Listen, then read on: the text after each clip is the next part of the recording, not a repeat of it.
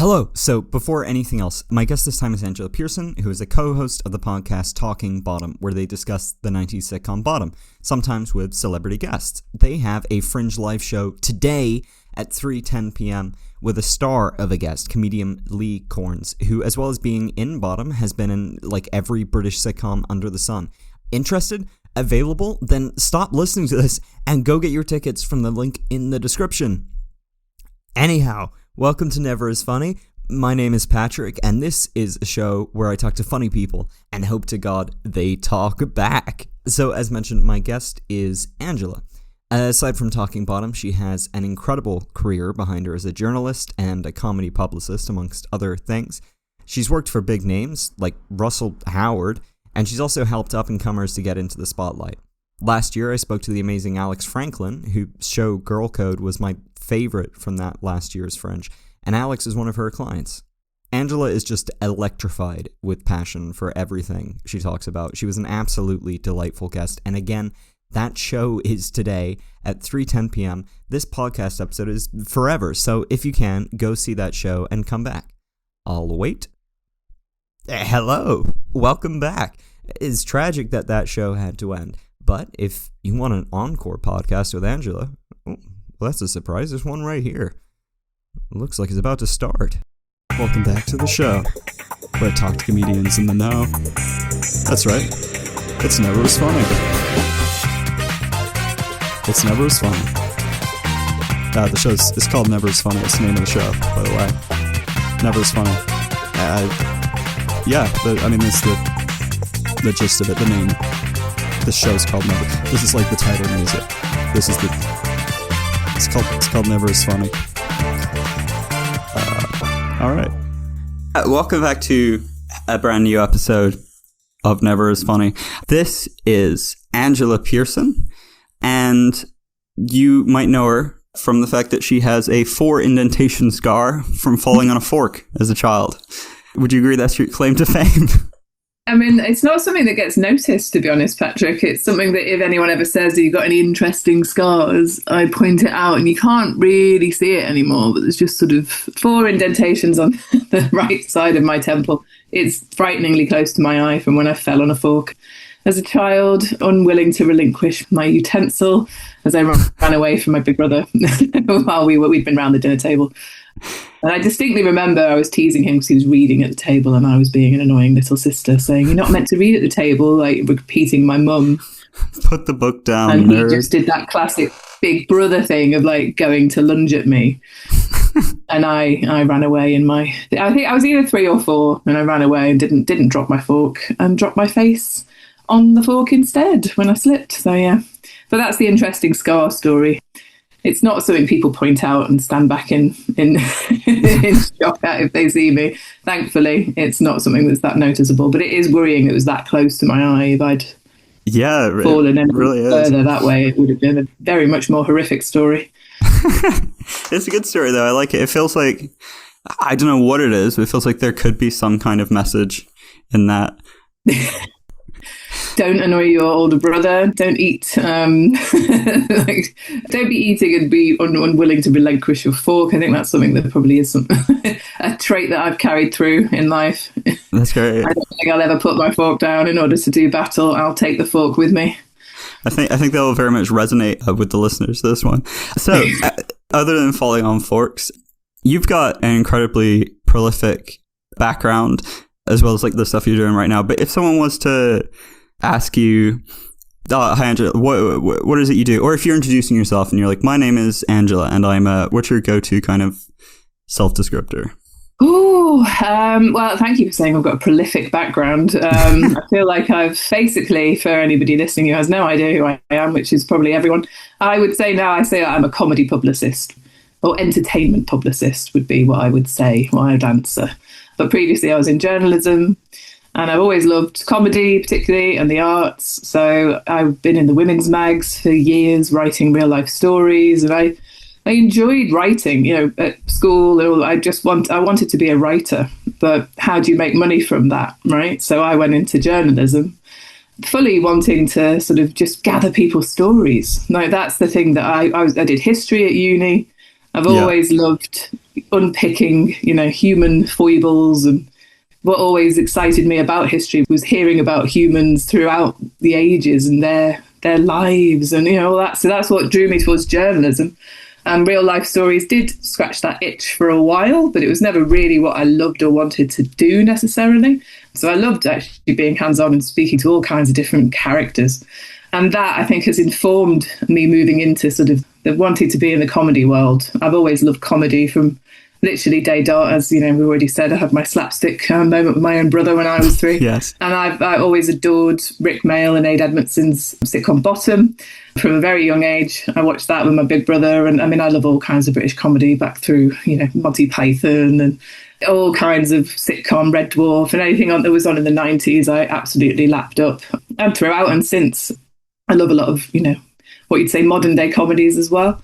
So yeah, I mean, I love live comedy. So going to the Edinburgh Fringe and working on PR campaigns with wonderfully talented comedians is something that I genuinely love.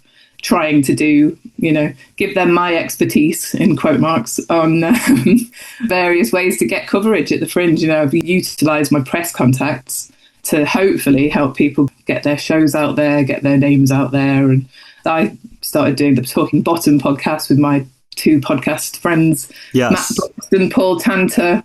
And that's to promote, even though, Rick is sadly no longer with us, it's to promote the love of comedy. And I just think there's no better programme than Bottom. For anyone to watch at any age, I think it is genuinely the greatest sitcom that has ever been written and ever will be, really, because Rick and Aid's double act was unique in every way and will never be bettered. That's fantastic. I would love to come back to that. It does strike me, actually, you're talking about slapstick, that because I didn't know much about Bottom, so I did a bit of digging into it before this. And digging into Bottom. I do love it. Does lend itself to every article or documentary or anything I came across about it, without failure, was some sort of pun in that kind of line of thinking. But yeah, it's just funny you saying about slapsticks. Obviously, you had that fork incident, and the thing that keeps coming up about Bottom is that it has, like, at its core, a lot of, like, kind of comedic, over the top violence as slapstick. So I don't want to come back to that and touch on that. Mm-hmm. Touch on Bottom. I'll work on those. But welcome all the rude puns. We love them. Yes, I should have made a list before this. Yeah, I'm curious because you mentioned you're always into comedy. At university, you did history and things, and then you had a long time doing journalism and then the PR stuff. Did it feel like a pretty clear route, like where you kind of go in the whole time, I'm going to do this, and then eventually I'm going to do comedy, or was it sort of kind of one thing after the other?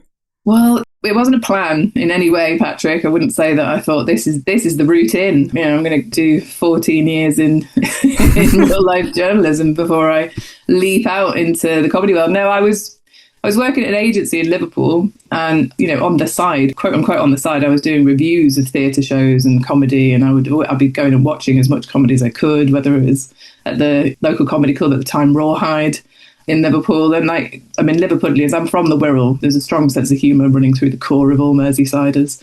So I think comedy's just always been with me. It's always something I wanted to be a part of. Too scared to get up and do it myself for a long time. When I moved to London to pursue being closer to what I perceived to be the comedy hub. Yes. Certainly, it felt that way then. It still does feel that way now, although there are lots of great inroads being made in different cities in the UK. And obviously Edinburgh would have been another natural choice. But believe it or not, I just had been to the Fringe as a reveller and never really considered how to get in and work the Fringe. Probably that's one of my biggest regrets, is that I didn't just go and do working on the door, front of house kind of stuff, or, right.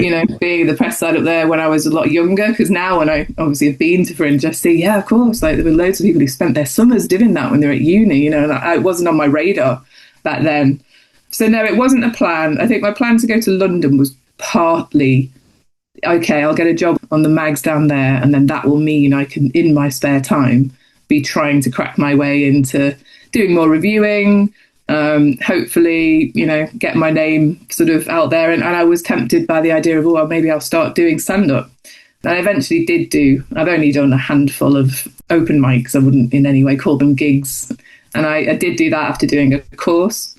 which built confidence and was a really great thing to do. And I did enjoy it. But then the pandemic came and kind of put paid to getting up and doing it and I've fallen out of the rhythm of it.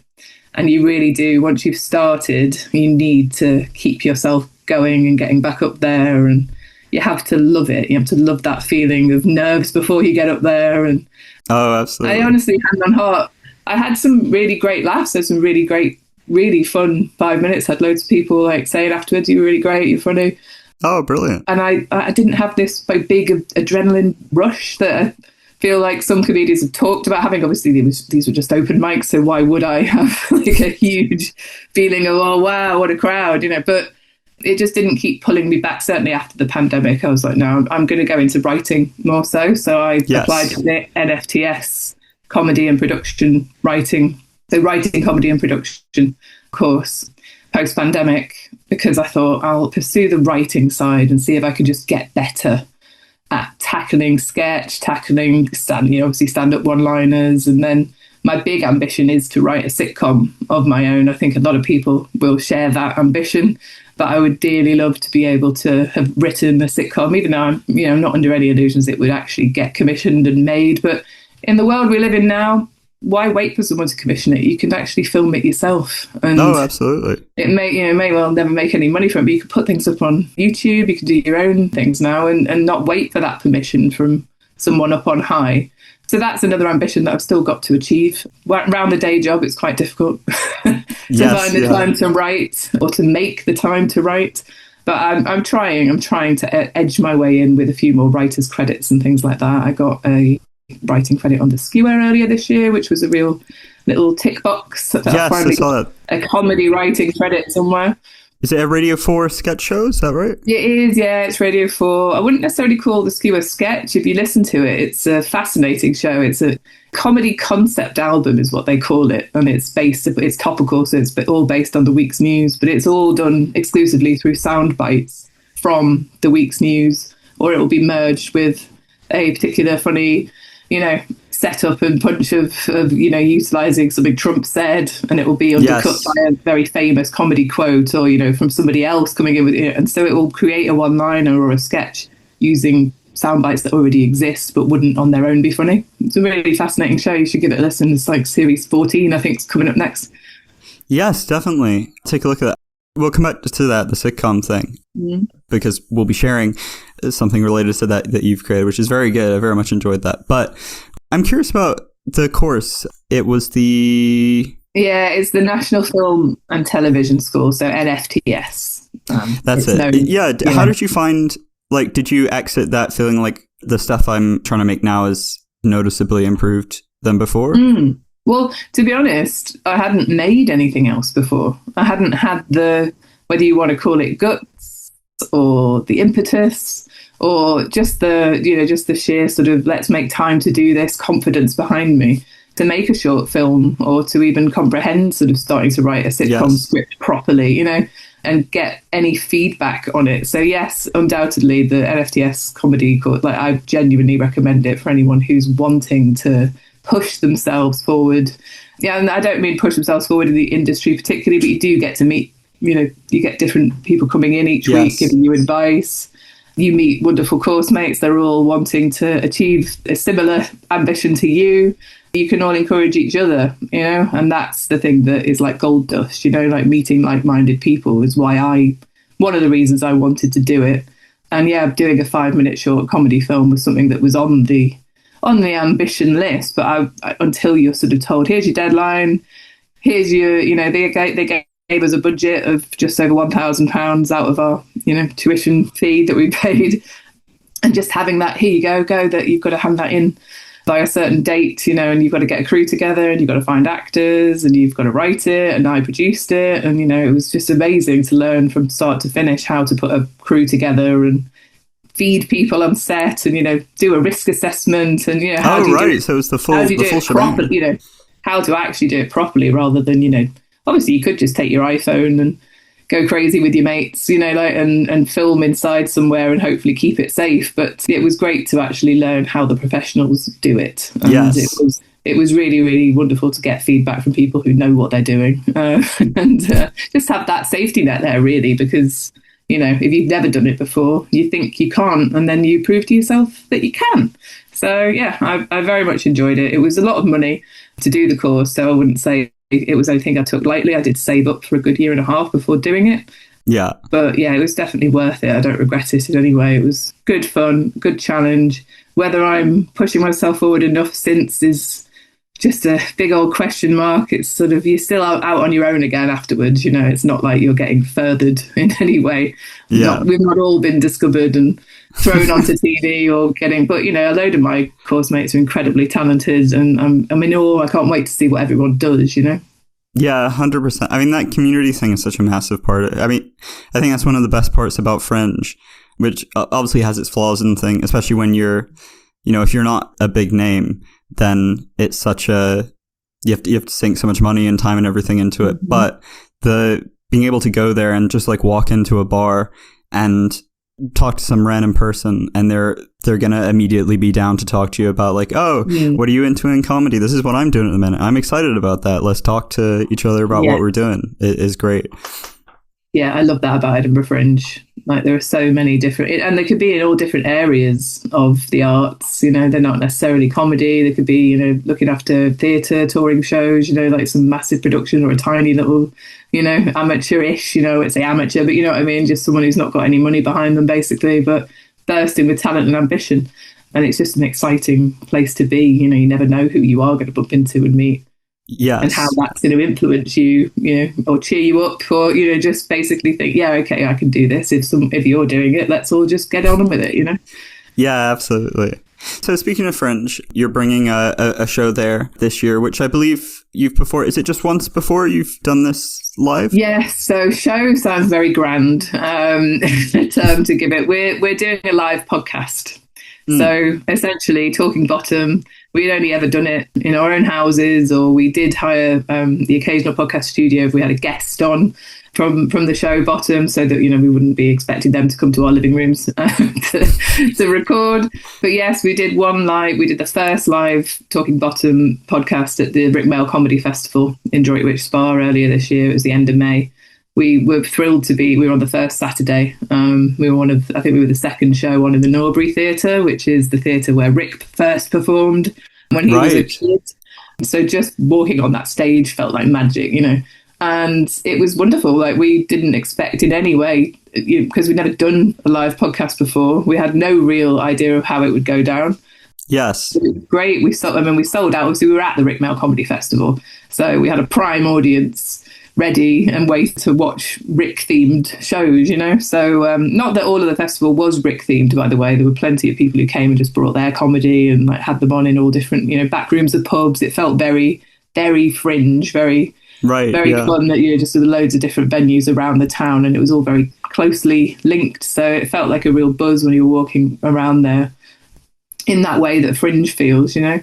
And yeah, we weren't expecting anything going into it other than just, I hope we get away with it. And we certainly did. Ed Bye, the producer and director of Bottom, very kindly gave his time to come and join us and talk about his memories of working with Rick and Aid. He produced and directed series 1 and 2 of Bottom. And he's a fantastically funny man in himself. He worked on The Young Ones as well. He worked on Red Dwarf. Pretty much any of the incredible shows that came out of the 80s and 90s, certainly, that I loved growing up, Ed Bye is generally attached to them in some way on the credits. He's fantastic. And he talks himself about this symbiotic relationship he kind of built with Rick and Aid. So he knew what it was they wanted, you know, after a while, without even having to ask or go through it, you know. And he said it was a joy to work with them because he was a fan of theirs as well. You know, the very moment he saw them or read the script for The Young Ones, he thought, I want to work with these guys, you know? Yes. Was it difficult at all? Because I know for me, if I was like on stage or in any kind of environment, really, getting to interview someone who was such a big part of something that I was so close to, I would find it so difficult to not just be gushing the whole time. Did you find you had to sort of like, okay, I'm a professional and we're on stage and we're interviewing? Yeah, I hope we weren't gushing too much. Because we'd met Ed before as well, so it wasn't like we were starstruck. We had interviewed him previously just on the audio version, so this was kind of a follow-up, as it were, live in the room. And he's just such a great guy. He puts you at ease anyway. So there wasn't any real kind of, I think we're being OTT, but it did sort of feel like we just sort of got a ticket to the front row of something we definitely want to watch. Yes. Like as fans, as geeky, nerdy comedy fans, it was like, oh wow, we're actually getting to sit and just ask the questions, have this great conversation with Ed Bye, and just like what our purpose of doing Talking Bottom to begin with was just to bring Bottom back into the conversation. We all thought if no one listens, at least we'll have had a great time chatting about our favourite show. And then as time went on, we did start getting, celebrity guests on, people who appeared in the show or worked on the show. And that was just a real dream to be like, finally, okay, well, now we're actually documenting things about Bottom that feel like they wouldn't have been drawn out of these people who were involved unless they were asked to do this interview, right? Because it's a show that hasn't been on telly for over 30 years now. So that's what's really lovely about us doing the podcast. We're actually, if I go back to my kind of historian days, I'd like to think that I'm sort of being a comedy historian in the loosest sense. We don't get paid for any of it, but it's a passion project, to document these stories, because since we lost Rick Mayall, I mean, my goodness, how I wish we'd started it way back when and been able to, not that Rick necessarily would have talked to us, but it would have been just so wonderful to actually get the stories from, it's great to get these stories from people while they're there and they're prepared to share them, because you just realise how finite everybody is. So it's nice to be able to get those things out of people. And I do feel like, British comedy history, it needs to be documented. Absolutely. What you're doing now, Patrick, obviously, in many years, people will think, oh, wow, how wonderful that Patrick's got all these great up and coming. I'm not talking about me, by the way. I mean, all the other wonderful comedians you've interviewed on your podcast.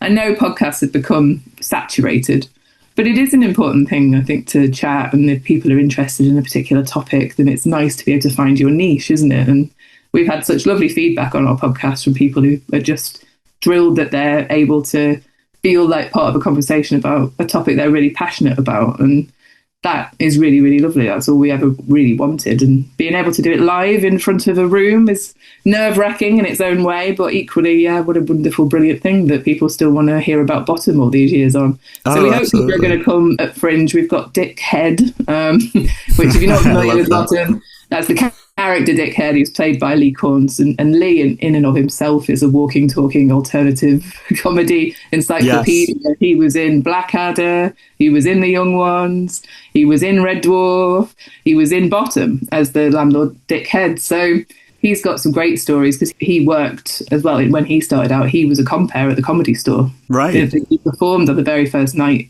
the Comedy Store was opened in the 80s. So his memories, that's what we want to document as well. And he's such a really, really great guy. He'll be a lot of fun. He's a performer, isn't he? So he's got a way to kind of just entertain you just within the conversation. Do you know what I mean? He's a lot of fun to listen to and chat to. So we're looking forward to that one. We hope people will come. It's the only one chance at the end of the Fringe, the very final Sunday. So we really hope we'll have a nice full room for him more than anything else. Yeah, that would be fantastic. So I think we're coming to a point where I'd like to do a little bit of a break. Mm-hmm. But just before then, I think, so obviously the podcast and this live podcast is Talking Bottom. I think to give a bit of a primer for people who haven't seen the show or don't know much about the show, the sitcom itself, how would you kind of, like, to me even, pitch it to me as like, this is a show I'm introducing to you and you should check it out. Okay. Well, it's very hard to condense Bottom. It's very hard to condense it into one little neat soundbite, because there's so much in Bottom. So, okay, I'll try and do a neat intro to what Bottom is. So, if you've never watched Rick and Aid as a double act in The Dangerous Brothers or The Young Ones, you might not be aware of the sheer force of nature that they were as a double act in before they started and wrote and starred in Bottom. So right. They were an absolute sort of anarchic is a word that comes up time and time again for them. They broke all the rules of sketch, rewrote them, and smashed them through a wall with a hammer. Basically, they were absolutely unstoppable in the 80s as a dynamic, duo. Yes, The Young Ones that's something I've been meaning to dive more into, but for more that's kind of like famously sort of revolutionary at the time, isn't it? I mean, absolutely. That is the sitcom that is credited with changing the face of British sitcom. It was so unbelievably, new. It was for the youth. It broke the rules and yet also played within them. They knew the rules and therefore they could break them. I mean, Ben Elton and Rick Mayall and Lisa Mayer wrote the young ones, and they were so young, they were pretty much just out of uni. And I think they just had that bold, creative, let's go for it. Like they were just, and they'd come from live environments, so they didn't have anything holding them back, and they were lucky enough to work with the likes of Ed Bye and the fantastic producer and director Paul Jackson, who apparently he said, we didn't want to squash those ideas. We said, write what you want to do and we'll see how we can make it work. And isn't that just magic? The idea that anyone who's holding the purse strings would say that to you, right? So the young ones, if you have not seen it, you should definitely check out. But the show that shaped my youth and that I watched first, I saw the young ones after I saw Bottom, was Bottom, which is Rick and Ade, their baby. It's entirely them, pretty much as a two-hander, apart from when they do bring in all these comic book exaggerated characters. Richie and Eddie, I mean, without going too deep, they're sort of two sides of one whole, and one massive arsehole. They both love and hate each other, right? So if you want it, I mean, I've written a book on Bottom, so I'll try and not go into too much into it. But we've analysed what it is about Richie and Eddie's relationship that you love, that you're drawn into, and obviously Rick and Ade's dynamic as a double act is at the heart of that. They've got the violence. They've got this pent-up aggression that they do take out on each other in the most beautifully hilarious ways through very cleverly written plot. It's two guys at the bottom of the heap. They're unemployed. They're completely and utterly unable to service anything but their own wants and needs. But even those wants and needs can't be serviced by them because they hold themselves back. So Richie's a virgin. Eddie is questionably, whether he's a virgin or not, he's maybe had a few drunken encounters, but he's a drunk. Yeah. And they're both vile. They're those kind of people that you love to hate, right? They're so rich as characters because they just come to life. I mean, we talk about slapstick being the thing that people take away from Bottom. People think of like hitting each other with frying pans, and there are some fantastically choreographed fights in Bottom. So it's that raising of tension throughout is played out in the most spectacular way. But the jokes are there in every line of the script, right. It's so cleverly woven and written. If you've ever watched an episode of Septo and Son or Hancock's Half Hour, you can see that Rick and Ade were definitely influenced by Galton and Simpson's work. So it's sort of a traditional sitcom setting. They're both in a flat. It's in London. It's really grimy and horrible. So you've got that kind of Steptoe and Son kind of vibe. And they're just underachieving in every way. But you're fascinated by how these guys are playing out their lives, and they're after birds, booze, and each other's bollocks, basically, in terms of kicking them. And it's like nothing they've seen before.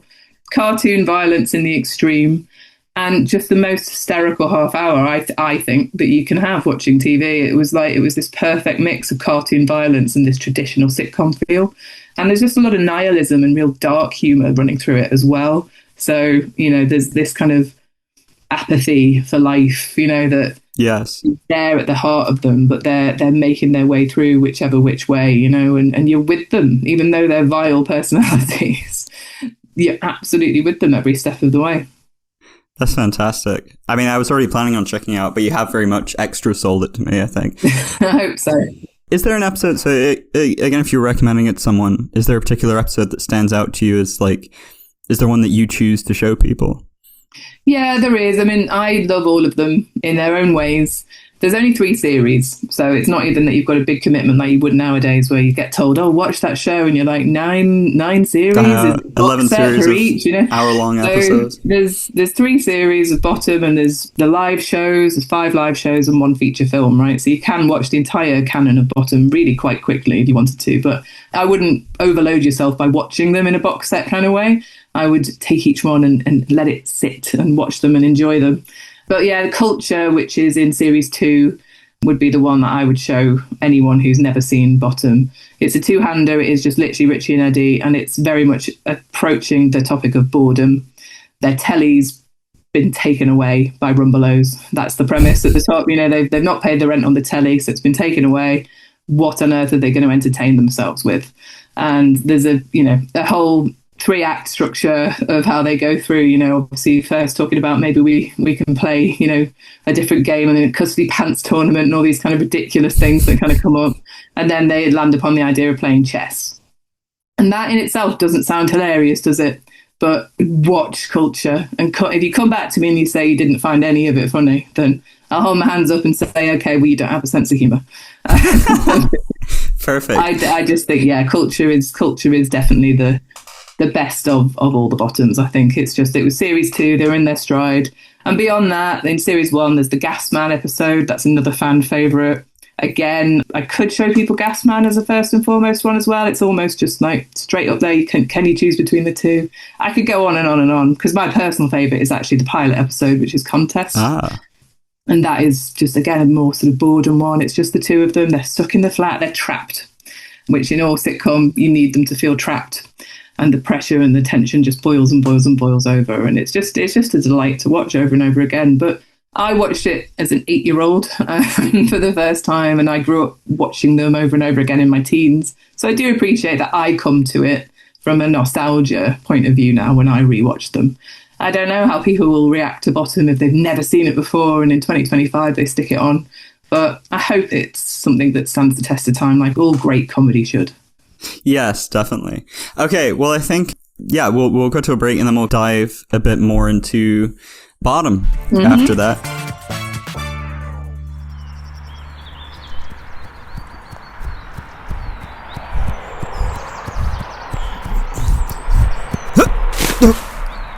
Ow. Fuck, ow. Okay, oh boy.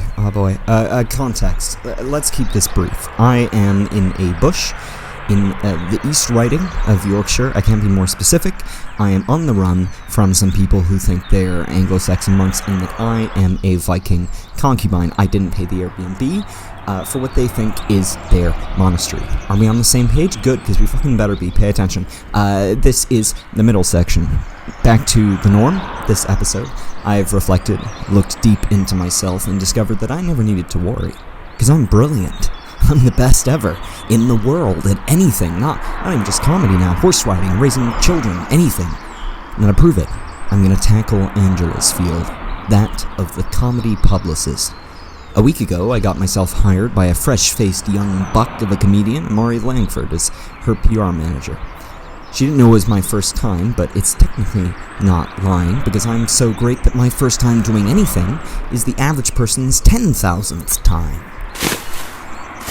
Alright, so let's give Amori, my lucky little test subject for this experiment, a call, and we'll see just how well she's getting on. I expect very well, but let's go. Hello? Patrick? What the fuck? That's right. What are you playing at?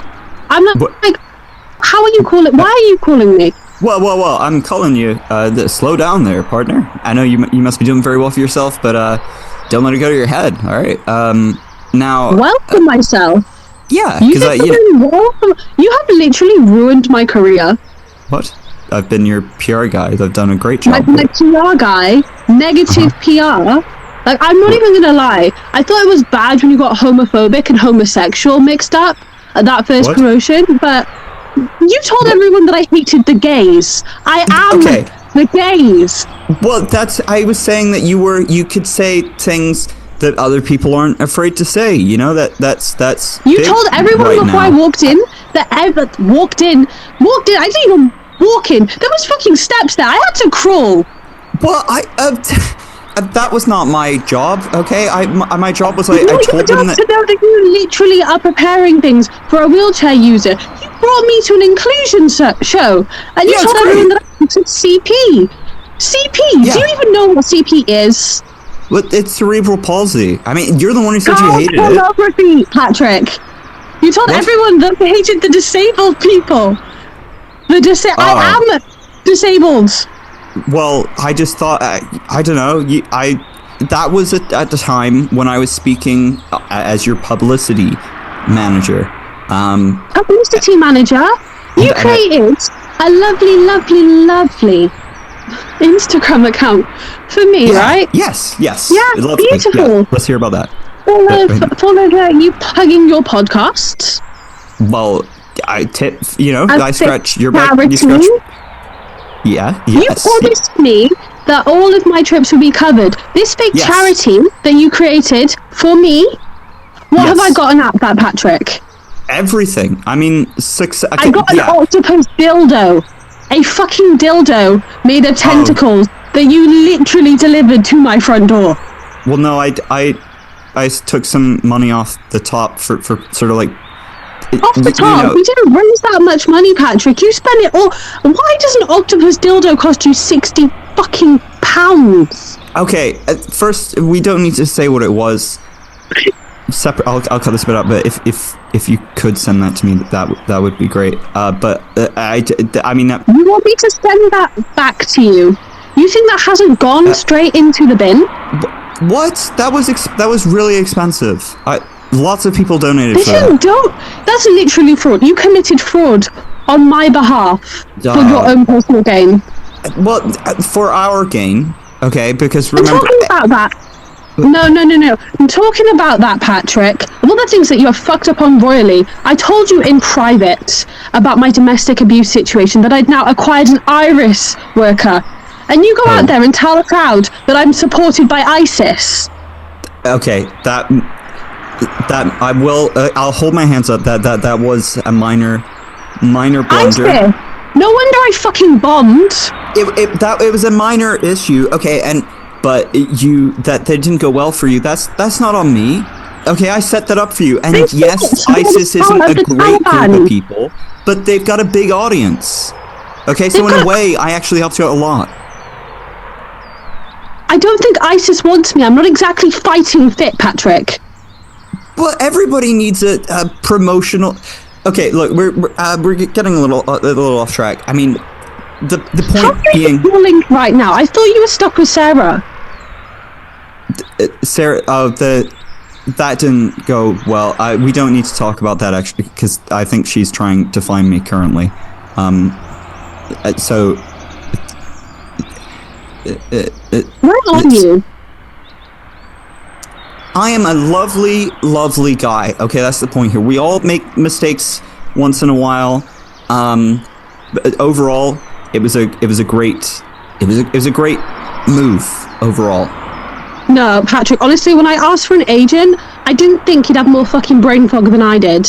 I didn't think there'd be less executive functioning skills than I currently have. Look, when I tried to put someone in front of me to help me, I didn't think they'd look like Kurt Cobain and Humpty Dumpty had a fucking baby and no one could put them back together.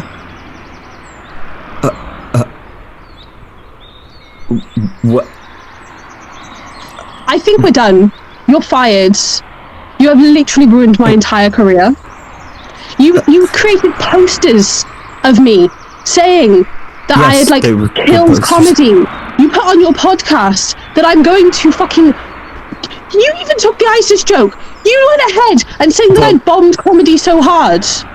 Yes, because in a good you blew it out of the water like a blew it out of the water. You go ahead and say I'm part of ISIS, and then you start making posters about me bombing people.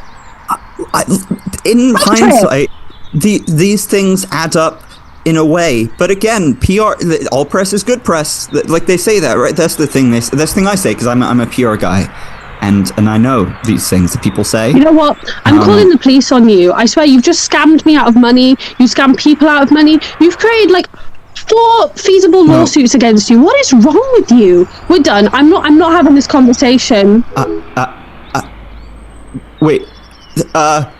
Thank you for coming on the show. Oh God, what have I done?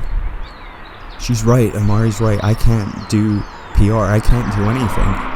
I'm the worst person to ever walk upon this mortal fucking coil. And that's a fucking police helicopter. She called it police and a helicopter. I mean, it might not be a police helicopter. It's not close enough yet. I can't really read the side. It is a chance. It actually says Mr. Beast helicopter on the side, and he's here to award me £1 billion because this has all been a social experiment. and actually nobody's mad at me, and I've done a very good job, and I'm very funny, and I'm actually still the best person ever. And note that says police on the side, and I think that might actually be a chain gun attached to it. So this is possibly the last time I guess I'm gonna get to be able to say this. Back to the show. So, yes, let's dive into some ass. So, I'm curious about if we turn back time a little bit to around when this podcast started. So, you're doing it with Paul Tanter, TV film director and journalist, and Matt Brooks, who's a director and comedian. That's right. How did you guys meet, and what's the kind of origin story of Talking Bottom? Origin story, the genesis of our bottom talking. Well, for me, I put on a charity pub quiz about Bottom when it was the 21st anniversary of Bottom. So that was back in 2012. Yeah, because it was 1991. Okay. I just thought there needs to be a celebration of the fact Bottom's been 21 years since it first aired. So that was the September of that year. And I was, to be honest, I'd moved to London in 2011.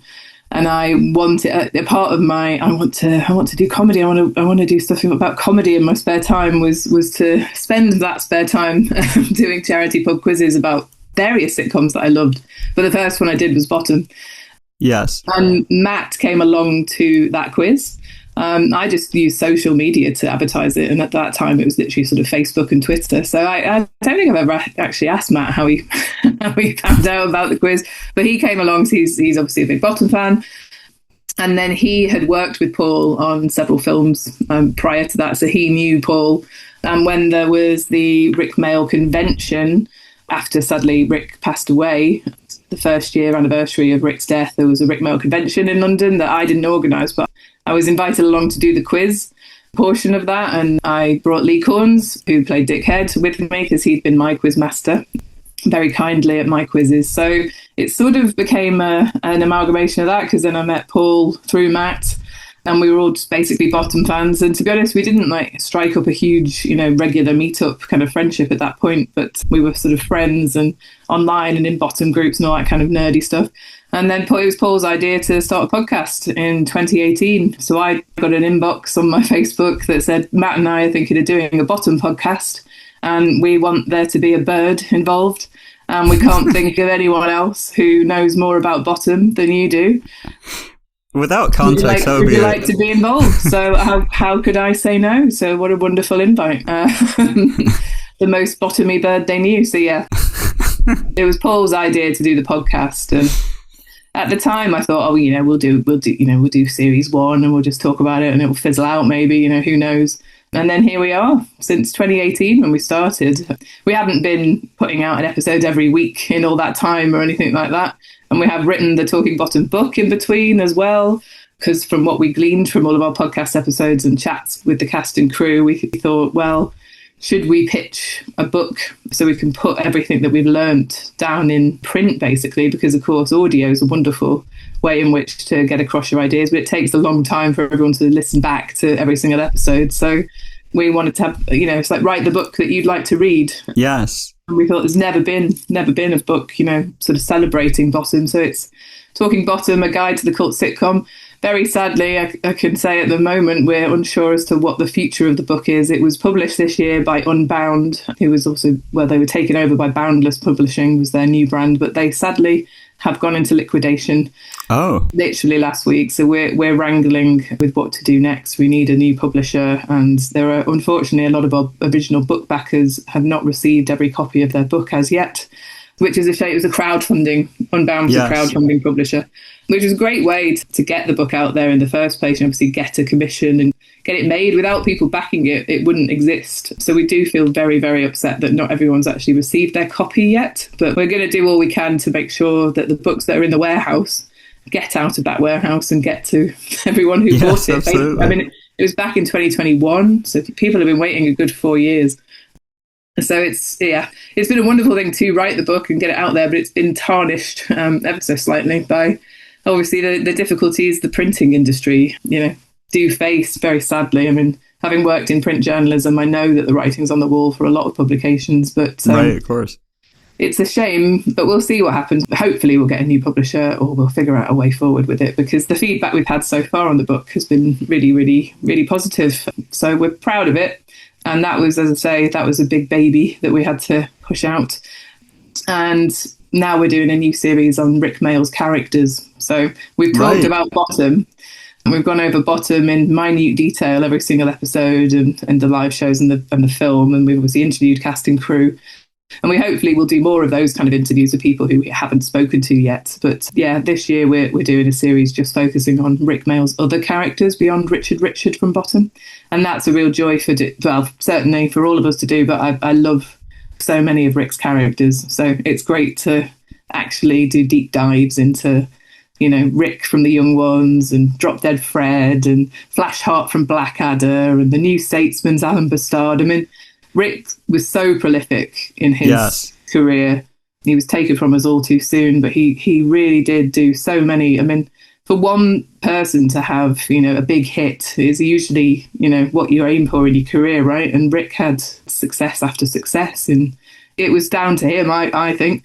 Obviously, great writing when it wasn't his own projects, but he just didn't ever want to stop working and bringing fun and laughter to the audience, and he really did. He knew how to get to the heart of a character and attitude, and how to embody them completely and draw you in. We've also done a lot on his narration work that he did over the years. One of the things that I really do viscerally remember is watching Grim Tales as a child.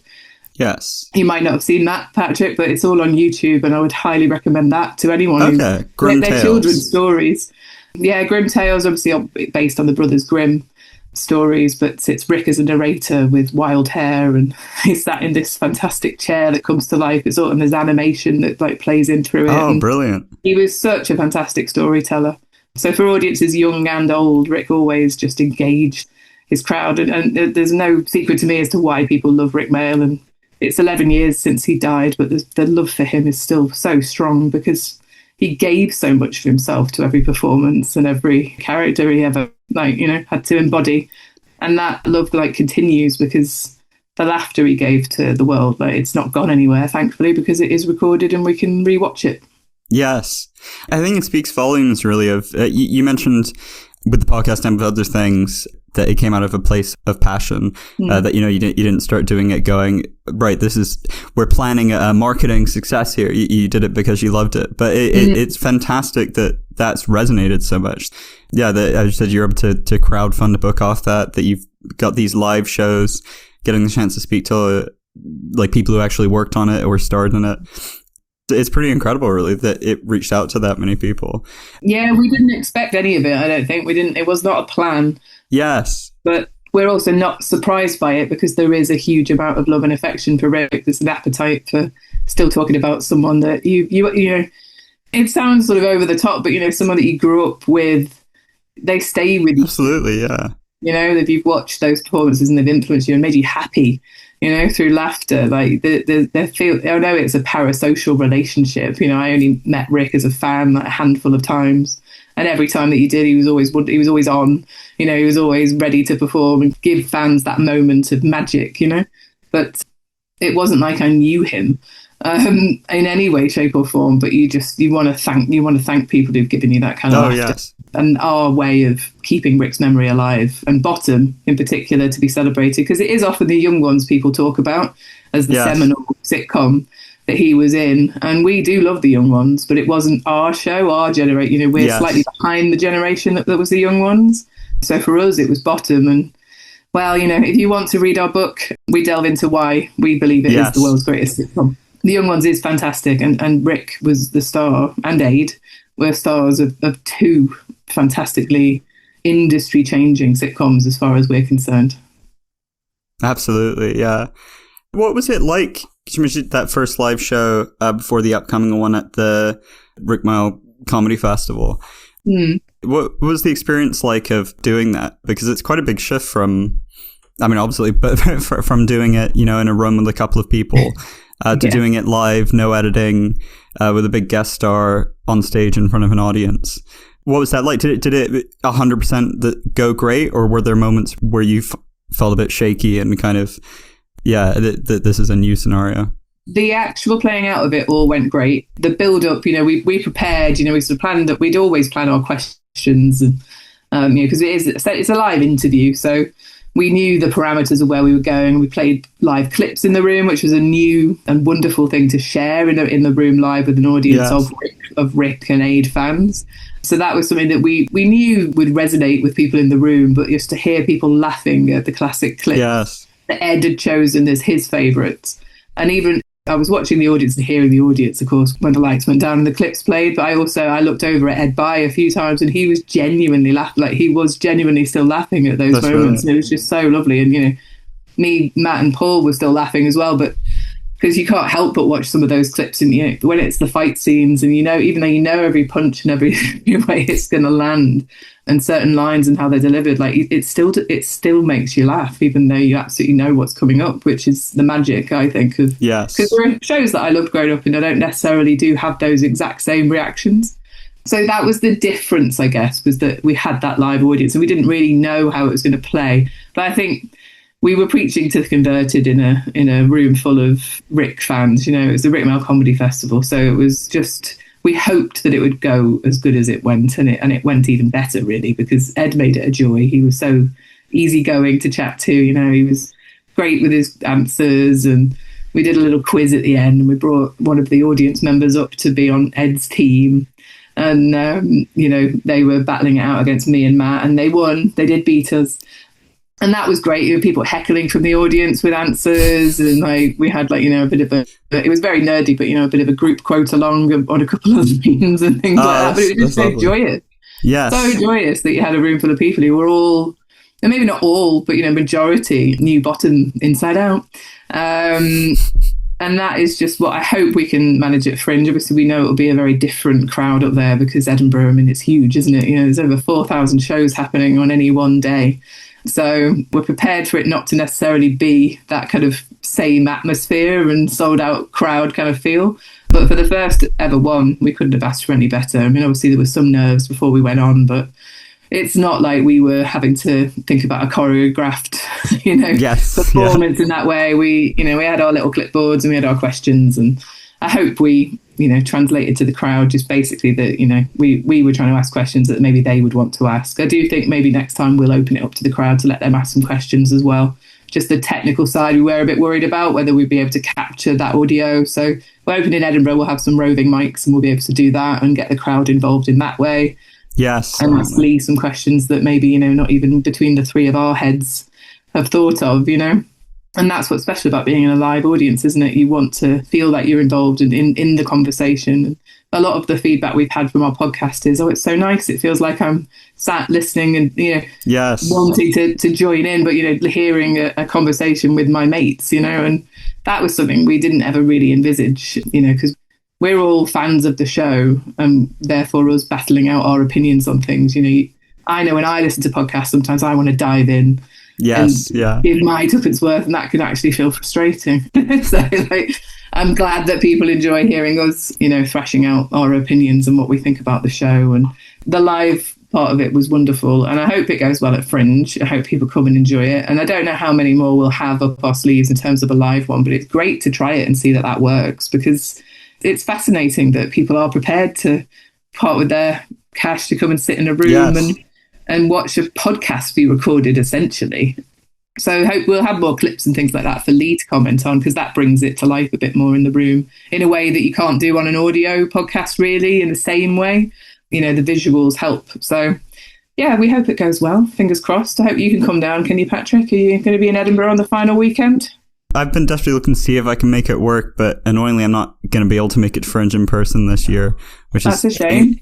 Yeah, it's heartbreaking. Last year I was able to make it up for a week, and even then, it was heartbreaking to be speaking to all these people, hearing about how great their show's going to be, and then have to be like, have a good time.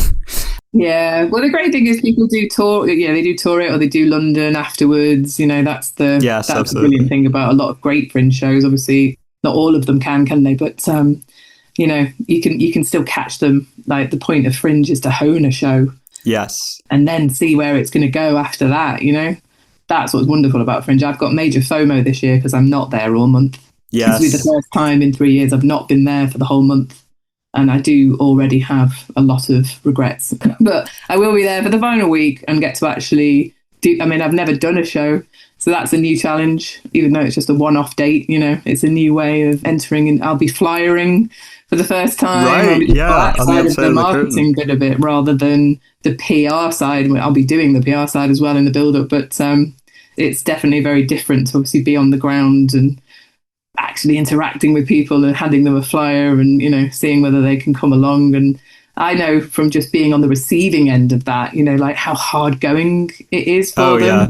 Talking with my own acts over the, over the years that I've supported, like it's so exhausting for them. So I'm excited and a bit nervous about sort of diving in. And I wouldn't call myself a performer, but to just get that side of what it is like to be up there putting on the show, as opposed to obviously supporting someone in that wanting to get out their show and obviously reach audiences and hopefully connect with them. And I've worked with so many talented people over the years. Like I feel like a fraud going up there saying, "Oh, I've got my own show."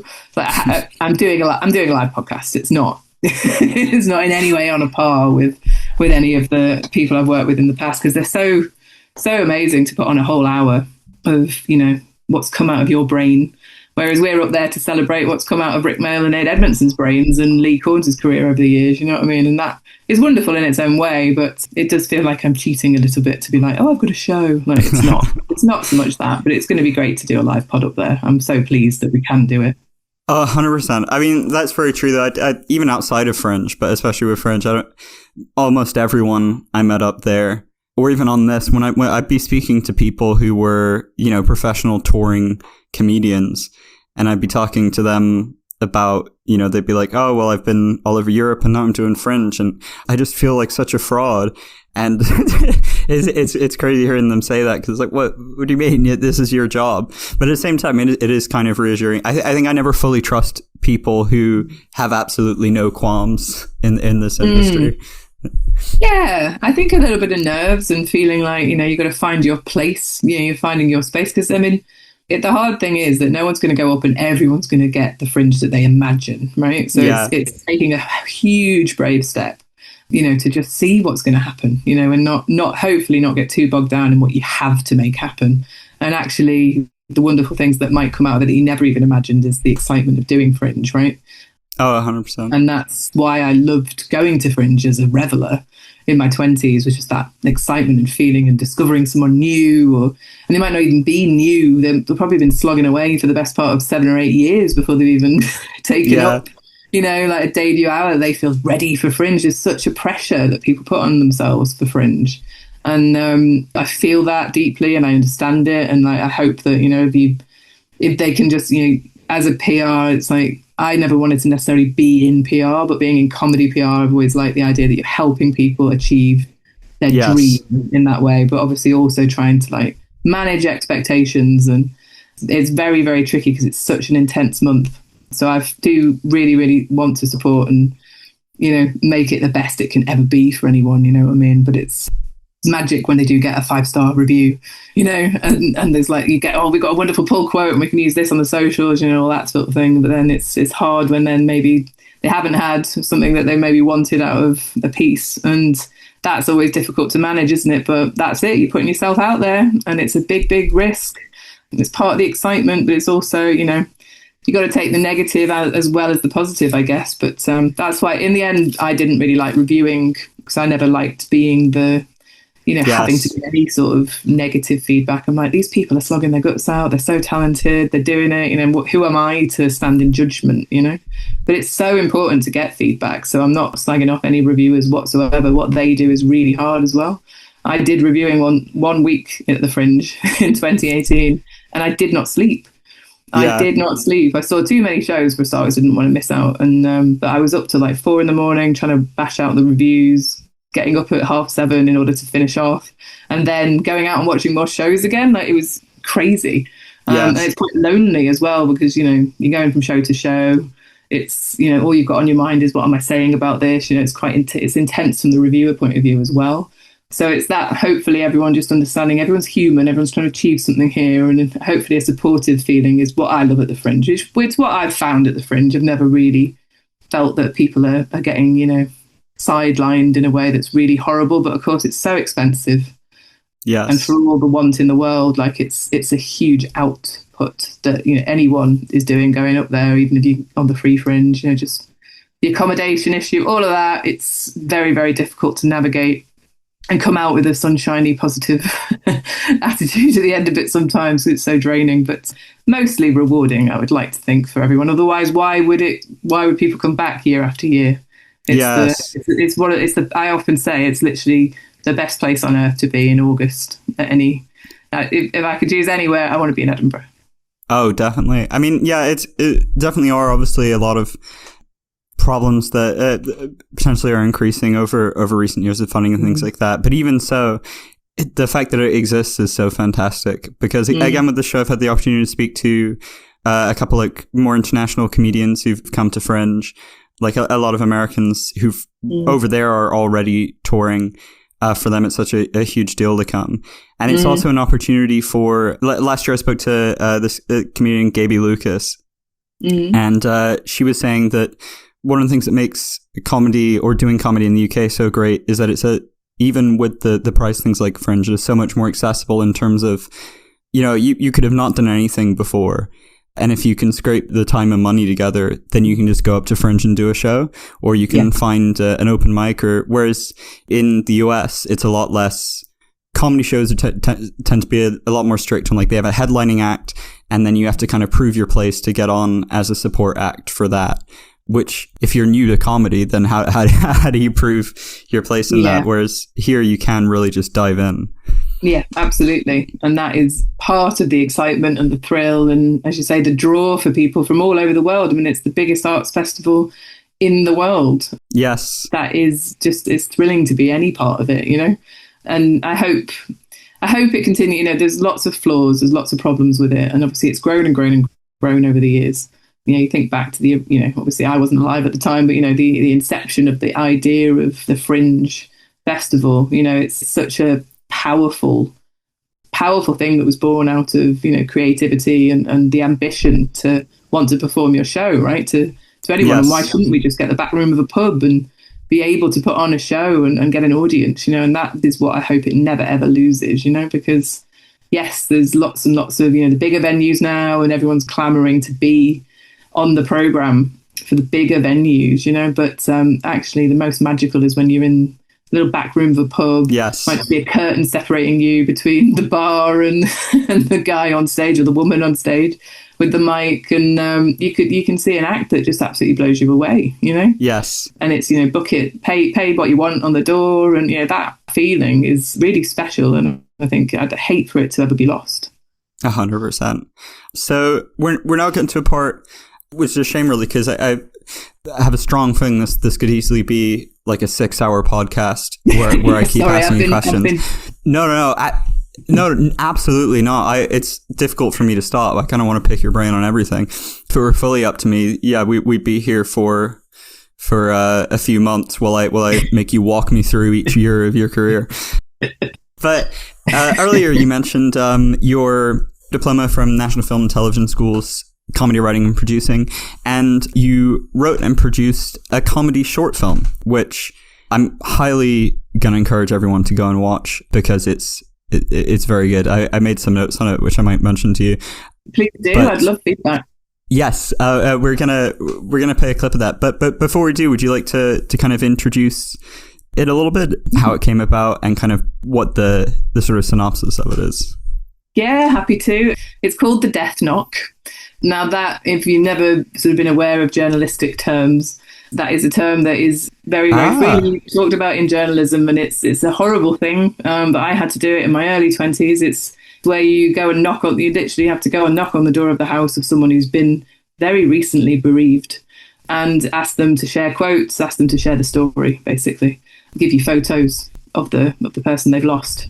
And that is obviously, you know, from a news journalistic point of view, it's very, very important to be able to get those details out. If it's a big story, you know, if it's happened in the local area. I had to do it in Liverpool, which was my patch, numerous times. And obviously what fascinated me obviously I'm getting to the comedy soon, but as a young green journalist, I think that's the most I've ever been, had nerve-wracking feelings in my life, because it's not a comfortable thing to have to do.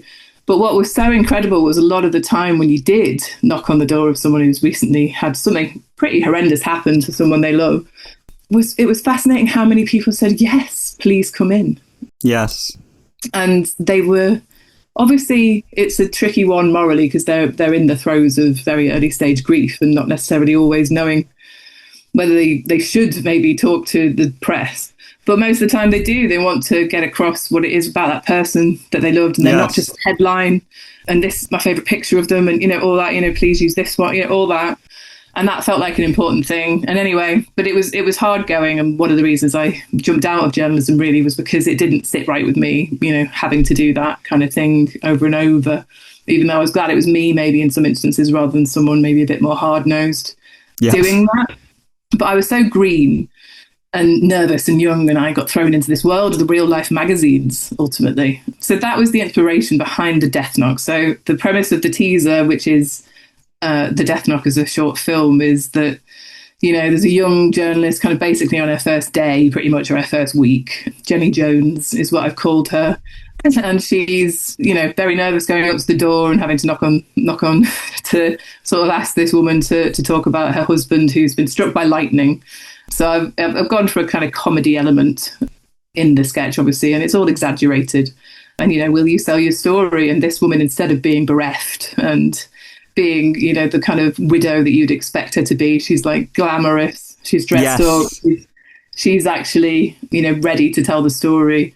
And, I don't want to spoil any of it, but she's just sort of the opposite of what you'd expect a grieving widow to be. And she's all about the money and, all that. And it's like, I must on the record, I never ever met someone who was like that. But obviously you turn up the exaggerated characters for the sake of the comedy. And, I've got the photographer with the journalist, and that photographer is an amalgamation of many, many photographers that I've sort of worked with over the years. It's no one person. And Jenny's sort of loosely based on me, but I've tried to obviously bring in some other character traits that aren't necessarily my own to heighten it. And the idea behind it is that I would love to do a sitcom that is based on the real life women's mags, because it's an area that hasn't really been explored. Yes. As far as I know, in comedy, there's been plenty of kind of news or political, satirical kind of sitcoms in that regard, and like sort of PR or fashion mags and that sort of thing. But like the real life gritty women's magazines is not something that's been touched upon, and there is so much heart and humour to be touched upon within that world. As dark as some of the stories are, because that's real life, it's something that I just do find fascinating, having worked within it. And I loved all the people I ever worked with. It's not done with any malice. It's done with a love for that world. But it's hopefully quite a funny little sketch, and it's meant to be a sort of teaser for a wider sitcom idea, which I have yet to properly thrash out, and fully form the world behind it. But I'd love it to be somewhere between, sort of a League of Gentlemen, dark feel of Royston Vasey style, real characters with a darkness running through the middle of it, and something as zany as like something that I love, like Spaced. Or, I love Spaced. Because in Space, like, she wants to be a magazine journalist, Daisy. I always love that. It's like she never makes it, but she's like, I want to work on it. I'd forgotten, but that did trigger my a memory of that when she applies for that job. I absolutely love Space. It's such a wonderful sitcom by Simon Pegg and Jessica now Hines was Stevenson, and I want that realism in it. So I hope that plays. But also, see, I've got my influence from the likes of Bottom, so there is a little bit of kind of cartoonish humour that I've kind of put into this sketch, hopefully, just to bring to life that little bit of fun around what is actually quite a dark topic. Like your husband's died and you're knocking on someone's door. Do you want to sell your story? And that's the thing, that my favourite line in this one is definitely, like, oh, I'm so sorry to hear that. Can we come in? And it's like just that turn of like, oh, you're having to pretend to be really sympathetic, but we're here to for all of us to hopefully make money out of this tragic event, which is pretty horrible. Yeah, it was really good. I mean, one of the things I put down here, I wrote a little something on all of the characters because I thought they were all great, but that character Jenny, really well written by you, obviously, and also like a brilliant little piece of acting. Yeah, Alice Etches is fantastic. Absolutely love Alice. She does her own comedy writing and sketches. Like, please do follow her on her socials, Instagram and Twitter and everything. I really love Alice, and she went through the NFTS comedy course many years before I did. So that's how I knew, sort of her. I'd seen her comedy online and thought, oh, she'll be brilliant. She really looks the part for being the green young journalist, wide-eyed. She does this great sort of, she kind of presents as very innocent and wide-eyed, but there's these moments of, without spoiling, where she's also got that, like you were saying, she's able to put on the face.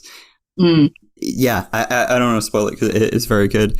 I also wrote about Alice Etches.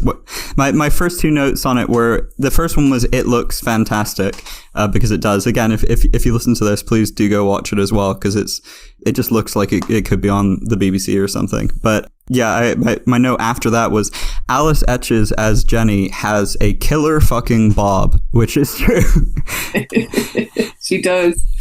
She does, like, fantastic look, hasn't she? Like, she just looks fantastic. Her hair and everything in the fringe. So, picture that in your mind as we go now to that sketch. Hello, I'm Jenny from Fancy That magazine. I'm so very sorry, so deeply sorry, so sincerely, deeply... Christ, Jen, I know it's your first death knock, but relax. It's a bog-standard weepy widow. Pete, she'll be devastated, she'll be traumatised, she'll be... Easily manipulated, just how I like 'em. It's simple. I hoover up the family album, you soak up the sob story. We'll be sinking 2 for 1 pints by 5:30. Happy hour, happy days.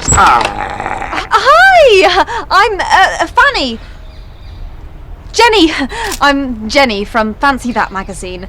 We are so profoundly sympathetic to have learned of your recent bereavement. Sorry, you what, love? We're sorry your husband's dead. Oh, him! Yes, he's carked it. You must still be in shock. Yeah, well, it's him that got the shock, love. I told him he was mad to go out in the pissing rain. Of course, I'm inconsolable. I'd just pressure wash my paving. That's the exact spot the lightning struck. Amazing. And he was walking back from the chip shop, correct? So tragic. Yeah, it is. I never got my Savoy. This is such a difficult time. May we come in? Hang on a minute. Why would I want to be in Fancy Twat? Well, many of our contributors find it cathartic, to talk about how to cope with such insurmountable grief. We'll pay you a fee, love. Oh, come on in. So, how much money are we talking? Well, price depends on a few factors, love. Have you got any holiday snaps, wedding pics, happier times, Yes, yeah, I have. Let me have a look.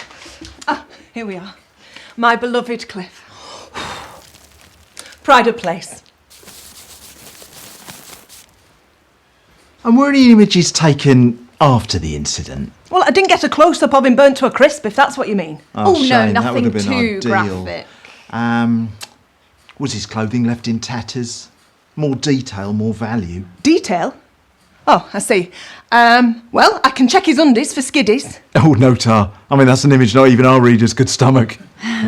Where were you when it flashed? I was in the kitchen, buttering me baps. Yeah, I was starving. Oh, so you didn't see the lightning hit? No. Actually, yes. Yes, I did. I was standing here. Yeah, and I saw the huge bolt strike him down, dead. Oh, fantastic. And did he say anything? Yeah, he said, ah! Oh, brilliant. Oh, hold that pose. Perfect. And can you describe what he looked like in that awful, awful moment? We locked eyes through the window, and he looked surprised. As you'd expect when you'd just been frazzled. And I swear, I saw him mouth, "I love you," as he fell to the ground. And also I remember his cod and scraps were just backlit as he went flying through the air, and it was quite beautiful. Oh, Jen, this is a corker for the cover. Oh, my God. Wrong time, wrong place. Zapped in the pollux. So what did you do next? Oh, well, I didn't want to touch him, because I didn't want to hurt him. So I just ran to his side, so he knew that I was there. Besides, those bloody foxes were wolfing me chips. So you didn't call an ambulance? Nah. I think one of the neighbours did. It's all a blur. I am grief-stricken, and all you're offering me is 500 quid? We haven't mentioned a price yet. Well then, maybe I should take my story to Tittle Tattle magazine then instead. Oh, hold on! Let me call my editor. I'm sure we can offer you a decent fee. She's a very reasonable woman. 100.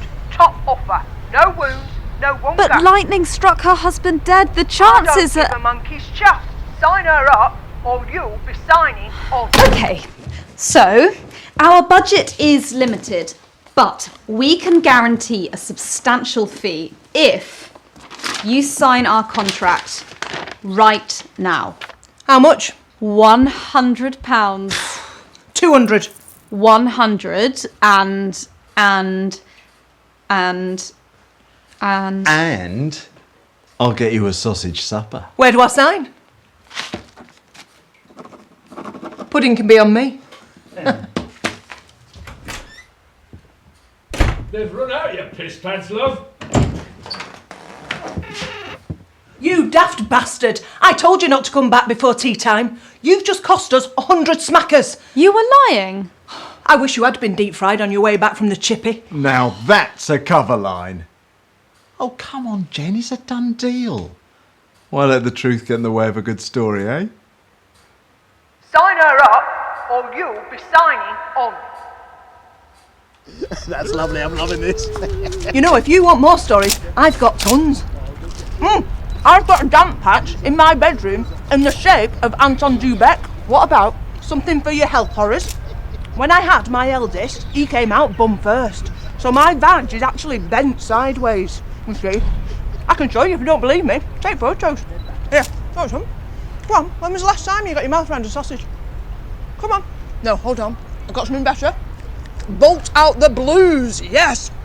How my husband played matchmaker from the grave. My cousin has got a massive boil on the backside, so that needs lancing. Tragically, we are now heading towards the end of the show. To kind of wrap things up a bit, obviously we've spoken about lots of things that you have to kind of plug and promote. I guess to begin with the Talking Bottom Fringe show, would you like to plug that a little bit? Yes, absolutely. So it's Talking Bottom Live. It's going to be on Underbelly, Bristow Square, the Ermintrude venue at 3:10 in the afternoon on Sunday the 24th of August. And we hope to see everyone there. Lee Corns is our star guest.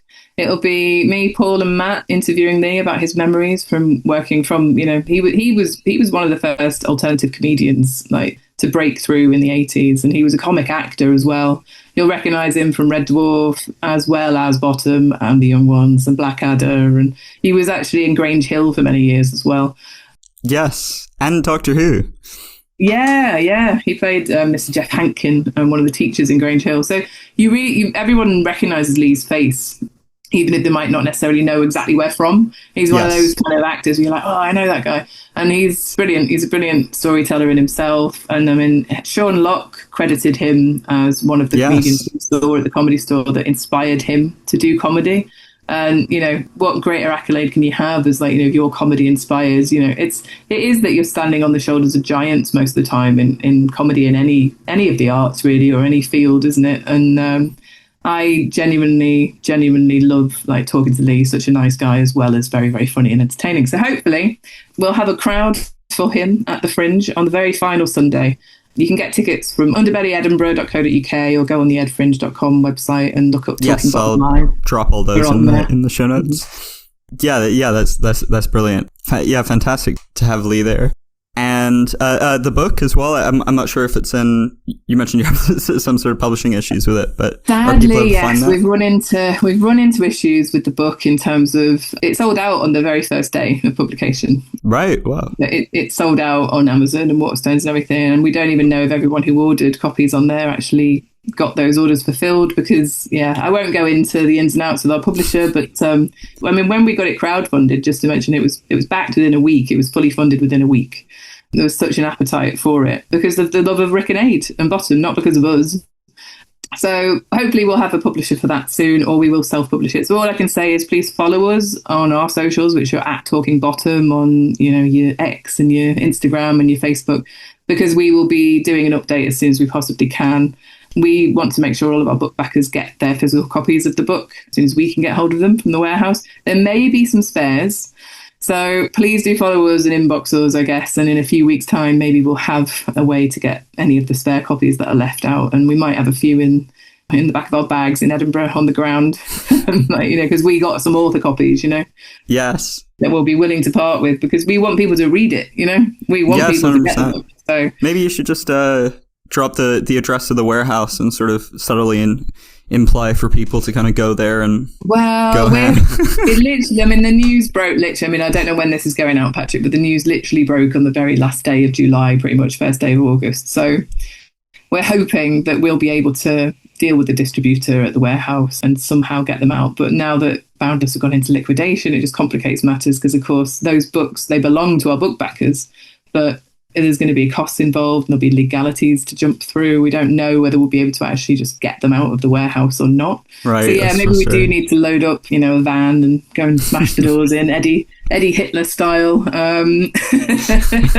ram raid the off license. But we'll see. We'll make it happen one way or the other. There are books out there that still exist, and hopefully there'll be a new publisher that picks us up and we'll get a second print. Yes, that'd be brilliant. All right, so the sketch, it's on Vimeo, I think.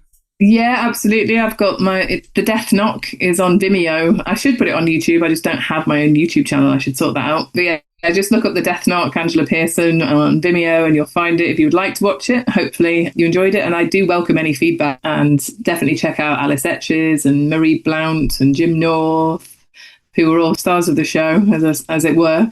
And if anyone, after hearing me rabbit on, wants to follow me on any socials, you can find me. My business account is Angela Pearson PR on Instagram. I'd love to hear from any comedians who are on the lookout for PR next year, or indeed consultation and want advice and that sort of thing. And then otherwise, you can find me on Instagram, Ange_Pearson83, I believe, on Instagram, and just like Pearson Ange on Twitter. And you can find me on Facebook if you'd like. I'm just Angela Pearson. I've got, I think, a talking bottom thing in my pictures, so you should find the right one. But yeah, I'd love to connect with anyone who's a big comedy fan of bottom, sitcom, British comedy over the years. I love talking about things I'm passionate about. And it's one of those things, I know you do stand-up yourself, right, Patrick? Yes. Similar to what you said, I'd be hesitant to describe myself as a stand-up. But yeah, I've been trying to crack through those open mics.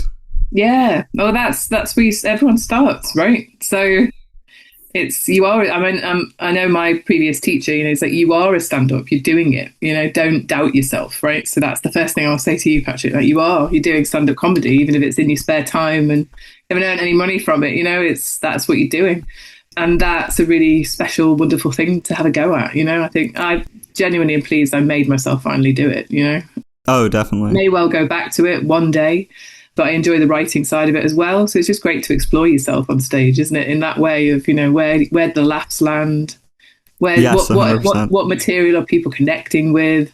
And then the more you see other people do comedy, the more you realise, oh, okay, that works, or that doesn't work, or, and you're just figuring it out. And that's, again, wonderful things about Fringe is just meeting other people who are all basically just trying to figure it out. And some people seem to have it really, really nailed, but you'll probably find they've been plugging away at it for years, and that's definitely. So the main thing is just give it a go. As for your, playing yourself as a comedy publicist, you have a website with tons of great testimonials. But also, for me to say, I found out when I was kind of stalking that website before this show, I was looking at your previous clients, and I realized the first comedian I had on this show who wasn't was someone I knew from uni, basically. It was the first time I kind of properly kicked this into gear. I found it was like, oh, this was actually someone that was one of your clients, because it was Alex Franklin. Oh, yeah. I love Alex. Yeah. Alex is great. And also, when I went up last year, just 100% my favorite show that I saw. And yes, Girl Code. It was fantastic. Yes. Which is brilliant that they had you backing them. So yeah, that's an accolade for you in my book. Oh, well, yeah, she was wonderful, absolute joy to work with. And an incredible show. I went to watch a preview and we just like, I want to be on board, I want to PR this show. It's such a special, fun and really funny, just absolutely hilarious show, but also had a real message at the heart of it. And that's what you want out of a Fringe show. It just had everything that you wanted, narrative running through it. And fantastic working with Alex. And I mean, everyone I've ever worked with at Fringe, I love them in their own different special ways. Yes. In the way that when you watch any stand-up that you do enjoy, or sketch, or storytelling, or it's just I love comedy in all of its forms. So that's what's exciting about being able to work with different people. Improv. I work with an improv act that are back this year. Actually, they've come over from America. Oh, great! Holy Shit Improv is their name. And I'd highly recommend. They're on just for the first 10 days, I believe, this year. Just fantastic, just fantastic fun, But I do love a show that takes you on a journey as well. So, it's sort of something for everyone at Fringe, isn't it? That's what's brilliant about it. And that's what I always try to do with my PR roster, is have a little bit of stand-up, a little bit of sketch, a little bit of, hopefully a bit of improv, or something a bit more, just out there, or, a bit different. And then that keeps you going as well through the month, not just talking about the one particular thing. And it's their unique selling point. Like, everyone's different in their own way. You can be up there with a mic in your hand, but you're doing something completely different to the person in the next room. 100%. So if people would like to chase you up on that, that's your website, I believe it's angelapearson.co.uk. That's right. Yeah. Not that I'm narcissistic or anything, but go with your name. Well, you kind of gotta be you gotta build up a little bit of. I've had to.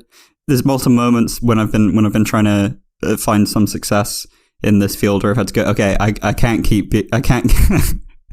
I gotta lose some modesty if I want people to know who I am. Yeah. But yeah, thank you so much for coming on. This has been great. As I mentioned, I would love to have you back on again in the future, because I feel like I got so many more questions. But it's been a pleasure, Patrick. Thanks so much for having me on and talking to me about all kinds. You made me realise how sort of old I am in terms of how long I've been in, quote unquote, media. And it's just wonderful to talk to someone else who's passionate about comedy. I love chatting to people about comedy. It's one of my favourite pastime. Anyone who's listening might be able to tell. And making it part of your job is a joy. So that's what drives me forward. It's like, well, I want to do something that feels like it matters and that I care about. And then half the battle's done, hopefully. But yeah, it's been a pleasure to chat. And obviously, if you want to have me on, harping on about any other topic at some point, Patrick, I'd love to. But I'm sure there's been plenty more people out there that will have more to say. Oh, that'd be great. I mean, harping on is what the show is all about, really. But yeah, with that, best of luck, although I'm sure you don't need it, with Talking Bottom. If you listen to this and you're at Fringe, definitely go and see that. And goodbye, everyone. Bye, everyone. Thank you. Hello, and thank you for making it all the way to the end of the show. Now, you can find the show on Instagram at neverisfunny, all one word, all lowercase. Now, it is time to give a special thanks to Amari Langford, who not only agreed to play a role in that middle section short notice, but wrote a ton of notes beforehand. All of the funniest bits of that were from her, by the way, and they were almost all improvised. And now, she asked me not to plug anything specific from her, but to instead plug 2 charities she's worked with. I'm about to butcher the name of this, but I'm going to give it a go. Llamau, which is a homelessness charity in Wales, that's Llamau, and a coalition that they lead, End Youth Homelessness Cymru. They do absolutely fantastic work. And you can find more information about them in the show notes.